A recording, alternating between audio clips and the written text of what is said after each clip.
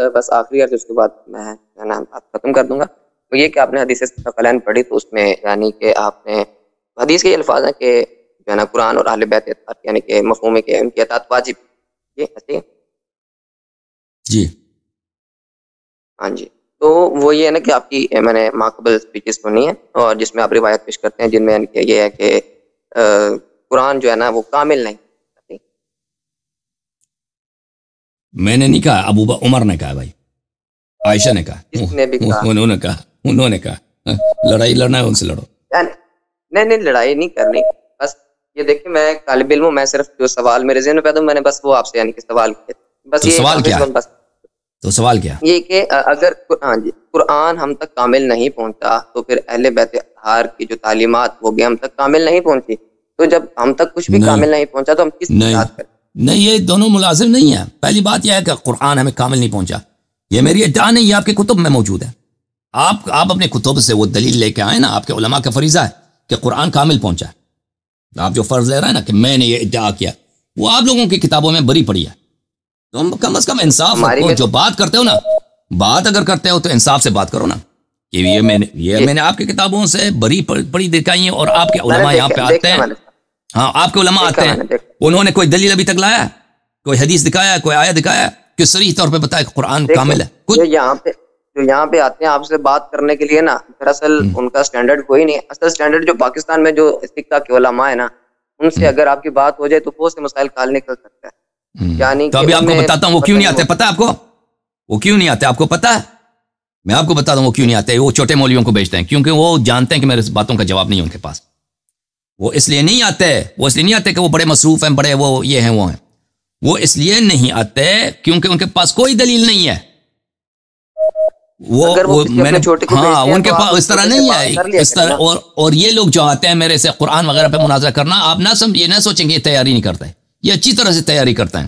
وہی چیزیں جو بڑے مولویوں کو آتا ہے ان کو بھی آتا ہے، لیکن ان کے پاس دلیل نہیں ہوتی. وہ بڑے مولوی نہیں آتے اسی وجہ سے ان چھوٹوں کو بیچتے ہیں. اگر ان کو یقین ہوتا نا، مثلا وہ آپ کا مولوی ہے اشرف جلالی وغیرہ ایسے جیسے لوگ، کنز العلماء اس نے اپنا لقب رکھا.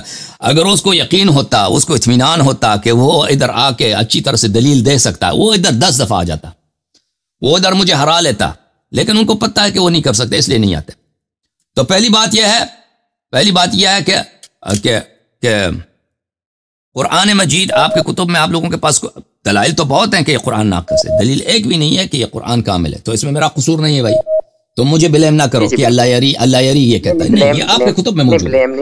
ہاں اگر آپ کی کتابوں میں کوئی ایسی حدیث ہوتی نا کہ یہ قرآن کامل ہے، اس میں کوئی کمی نہیں، وہ ہمیں دکھا دیتے آپ کے علماء. وہ دکھانا اس کا بڑا آسان ہوتا. میں یہی آپ میرا سوال سنیں، عرض یہی کر رہا ہوں کہ اگر اہل سنت کی کتب میں بھی یہی قرآن کامل نہیں، اہل تشیع کی کتب میں بھی یہی ہے قرآن کامل نہیں، تو جب قرآن کامل نہیں پہنچا تو پھر تعلیمات اہل بیت اطہار کیسے کامل پہنچا؟ تو جو ہے تو اس کو تو لینا ہے نا، جو ہے وہ تو لینا ہے. ٹھیک ہے نا. اگر مان ملیں آپ کی بات نا کہ بھئی سب احادیث ہم تک نہیں پہنچی، سب آیات ہم تک نہیں پہنچی، لیکن جو پہنچی ہیں وہ تو حق ہے نا. جو قرآن ہے وہ تو اللہ کا کلام ہے، اس کو تو کوئی نہیں کہتا کہ اللہ کا کلام نہیں ہے. مثلا دیکھ ابھی میں پوری قرآن کو میں پڑھ بھی نہیں سکتا، پوری قرآن کو سمجھ بھی نہیں سکتا، پوری قرآن پہ میں عبور بھی حاصل نہیں کر سکتا، لیکن میں اس میں سے کچھ پہ عمل کر سکتا ہوں جتنی میری طاقت ہے. وہ تو واجب ہے. ٹھیک ہے نا. اور اللہ تعالیٰ لا یکلف اللہ نفسا الا وسعها، اللہ تعالیٰ وہ چیز جو آپ کے پاس نہیں ہے، اللہ تعالیٰ آپ سے حساب نہیں لیتا. مثلا ایک ایسی نماز ہے جو سنت میں کھو گئی، فرض کریں ایک ایسی سنت ہے وہ جو حدیث میں کھو گئی، وہ حدیث میں پہنچی نہیں، آپ اس پہ عمل کیوں نہیں کیا؟ بھائی ہمیں نہیں پتا تھا. اللہ دنیا میں ایک آپ کا جو ایک مولا ہے نا، آپ کا ایک کوئی آپ کسی کے پاس کام کر رہے ہیں، اگر اس نے کوئی ایسا حکم دیا ہے جو آپ کو وہ کسی نے بتایا ہی نہیں ہے. مثلا اس نے کہا ہے کہ فلانا کام اس کو کرنا ہے. آپ دفتر میں کام کرتے ہیں نا، اس میں 10 فارم ہوتے ہیں، یہ فارم ہے، یہ فارم ہے، یہ فارم ہے، اس کو پر کرنا ہے آپ نے. اس کو آپ کو نہیں بتانا کہ فارم نمبر 10 کو بھی آپ نے پر کرنا ہے، آپ نے پر نہیں کیا تو وہ آپ کو آگے ڈانٹ ہے کہ بھائی آپ کو میں تو مارنے لگا ہوں کہ آپ نے یہ فارم، آپ کہہ دیں گے کسی نے مجھے بتایا نہیں حضور. ٹھیک ہے نا. وہ تو دنیا میں بھی سمجھدار لوگ سمجھ جاتے ہیں، اللہ تعالیٰ تو اس سے بڑا رحیم ہے. اوکے جی. تو اگر کوئی چیز اگر کوئی ایسا چیز ہے مثلا احادیث میں، روایات میں، جو ہم تک نہیں پہنچی ہے، تو اللہ تعالیٰ وہ ہم سے حساب نہیں لے گا کہ تم نے اس پہ عمل کیوں نہیں کیا. جو پہنچا وہ تو حق ہے نا، اس پہ عمل کرو. جی ایک حدیث پاک ہے کنز العمال کی، کنز العمال کی حدیث پاک ہے تقریباً جلد نمبر 11 اور حدیث پاک کا نمبر ہے 2, 5 اور 6، ٹھیک ہے. تو اس میں ایک حضرت ابو بکر اور عمر بہترین سب لوگوں پچھلوں سے اور بہترین سب آسمانوں اور سب زمین والوں سے سوا انبیاء مرسلین کے. تو یہ اس کے بارے میں تھوڑی وضاحت. تو ابو بکر عمر سب آسمان اور زمین والوں سب سے بہتر ہیں. یہ آپ وہ دیکھ کے پھر بتائیں نا. آپ حدیث تو دوبارہ پڑھیں تاکہ ہم آپ کو بتائیں، اس کا جواب بتائیں.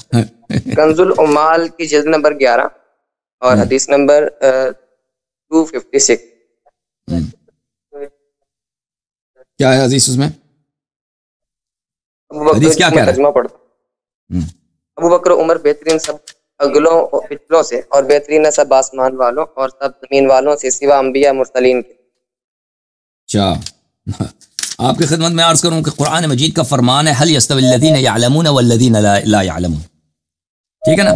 قرآن مجید فرماتا ہے کہ کیا اے لوگوں مجھے بتاؤ کہ کیا جو شخص جانتا ہے، علم رکھتا ہے، اور جو شخص علم نہیں رکھتا وہ برابر ہیں؟ یہ ایک سوال ہے. آپ مجھے اس سوال کا جواب دے دو کہ جو جانتا ہے، جو عالم ہے، اور جو جاہل ہے، یہ دونوں برابر ہیں؟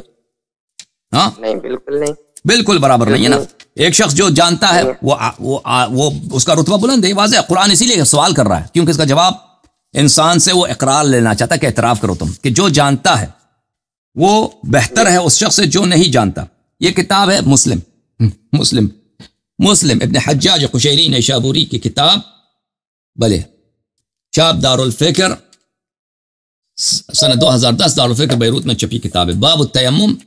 یہاں پر اس حدیث کو ملاحظہ فرمائیے، حدیث نمبر 706. یہ ہے 706. ایک شخص آیا، رجلا اتی عمر، ایک شخص عمر کے پاس آیا، قال انی اجنبت فلم اجد ماء، میں جنب ہو گیا ہوں، میرے پاس پانی نہیں تھا، کیا کرتا میں؟ قال لا تصلی، قال جب بھی پانی نہ ملے نا نماز نہ پڑھا کرو.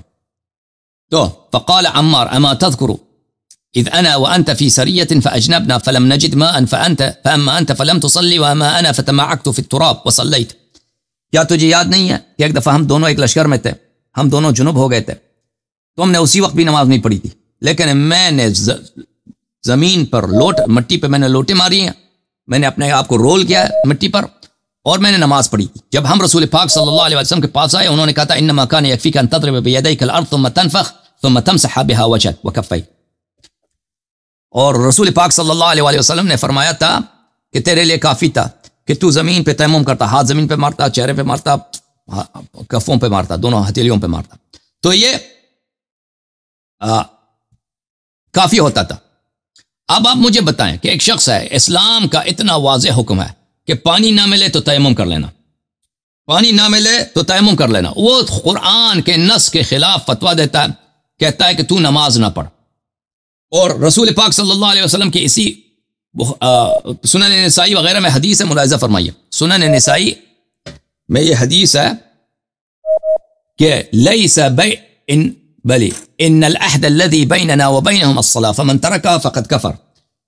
اور پھر فرمایا لیس بین العبد وبین الکفر الا ترک الصلاۃ، کہ انسان کے پاس اور کفر کے درمیان کوئی فاصلہ نہیں ہے مگر ترک صلاۃ کے، نماز ترک کرنے کا. وہ کہہ رہا ہے اس کو نماز نہ پڑھ. اچھا، آپ کی خدمت میں عرض کریں کہ اور یہ قرآن کے آیت کے صریح خلاف ہے کہ قرآن فرماتا ہے کہ جب پانی نہ ملے اور تم جنوب ہو جاؤ تو تم کیا کرو؟ تو تم تیمم کر لینا. سورہ مبارکہ یہ نساء میں ملاحظہ فرمائی آیت تیمم موجود ہے.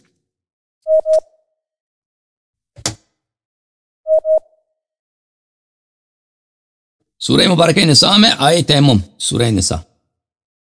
اچھا،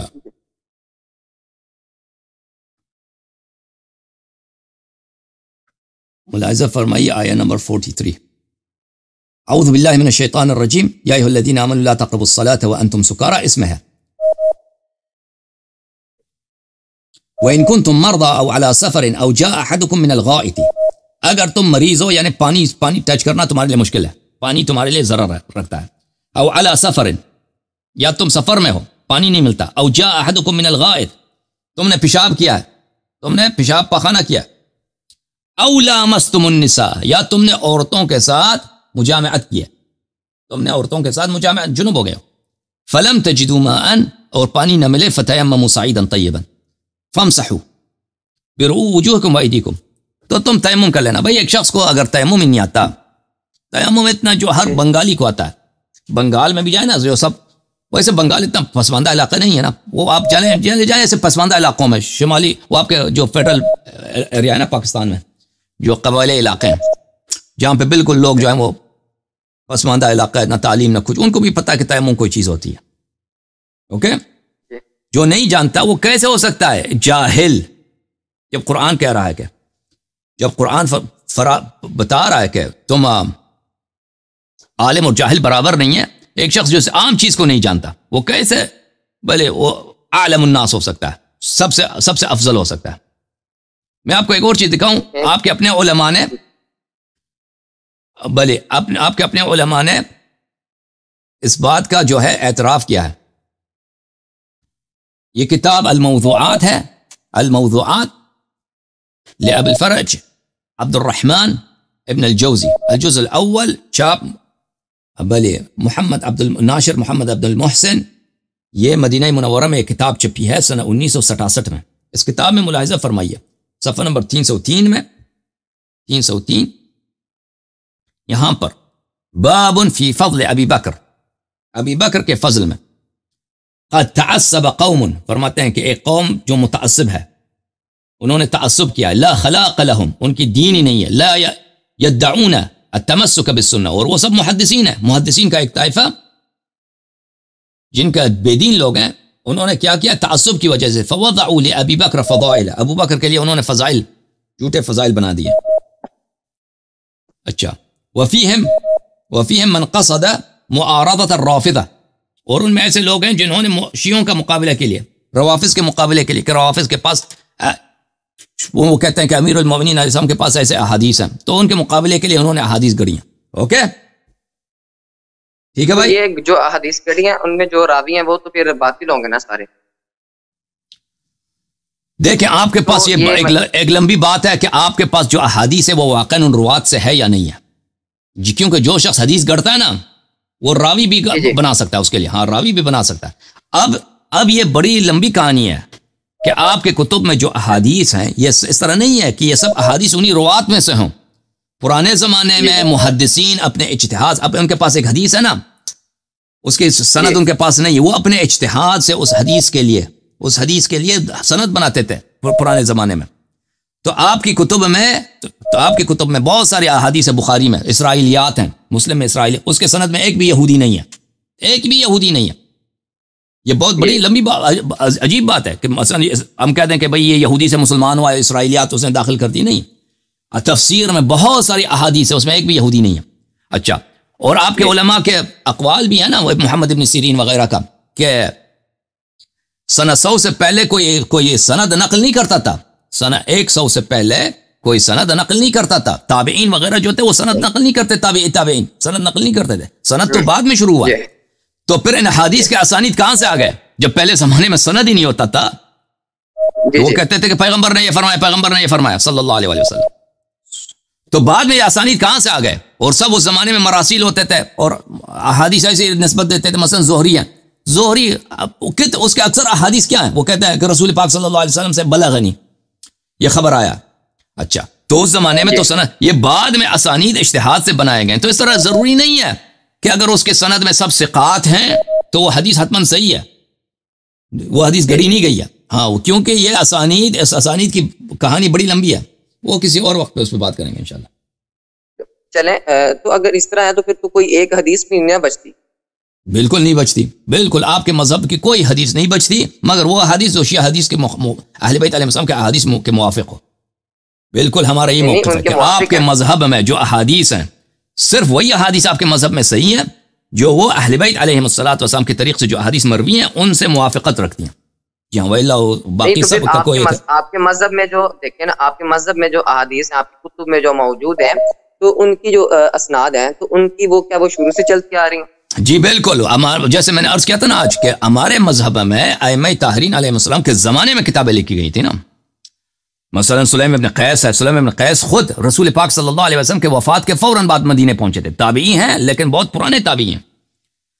اور انہوں نے سب احادیث جو لکھی ہیں سلمان سے، ابو ذر سے، امیر المؤمنین علیہ السلام سے سن کر انہوں نے خود لکھی ہیں، اور اسی زمانے سے احادیث لکھنا شروع ہو گئے شیعوں میں. اور اس طرح حضرت امیر المؤمنین علیہ السلام، امام حسن علیہ السلام کے اصحاب احادیث لکھتے تھے، پھر امام باقر اور امام صادق علیہ السلام، امام کاظم، امام رضا علیہ السلام کے زمانے میں تو ہزاروں کے تعداد میں لوگ حدیث لکھتے تھے، ائمہ علیہ السلام کے مجلس میں ان کے ذہن مبارک سے سن کر لکھتے تھے. ہاں جی سر. تو پھر یہ ہے کہ احادیث کی سند جب بالکل آ سکتی ہے، بالکل صحیح سند جس طرح آپ کہہ رہے ہیں، تو پھر قرآن شریف کو کیا ایک بندہ بھی امت میں ایسا نہیں آیا کہ جس نے بالکل جو صحیح قرآن شریف تھا اس کو بالکل پہنچایا ہو آخر تک؟ ایک کیسا خاطر تو آپ اس کا سوال آپ کریں نا ابو بکر عمر سے، ابو بکر عائشہ وغیرہ سے کر لیں، مجھ سے کیوں پوچھتے ہیں؟ ان سے پوچھیں. نہیں تو مولا علی علیہ السلام بھی تو اس وقت موجود تھے نا. موجود تھے یا موجود تھے، تو آپ ان لوگوں سے پوچھیں، تو پوچھیں ان لوگوں سے کہ آپ یہ جو شہادت دے رہے ہیں نا، ابو بکر عمر شہادت دے رہا ہے، زید بن ثابت شہادت دے رہا ہے، ابی بن کعب، عائشہ، عبداللہ ابن مسعود، یہ لوگ اتنے زیادہ بخاری مسلم شہادت دے رہے ہیں کہ قرآن ناقص ہے، تو ان سے آپ پوچھ لیں، اس کا سوال میرے سے نہ کریں، سوال ان سے کریں. اب دوسروں کو بھی باری دو نا بھائی، اب دوسروں کو بھی باری دے دو. Thank you sir. اوکے دوسروں کو جی جی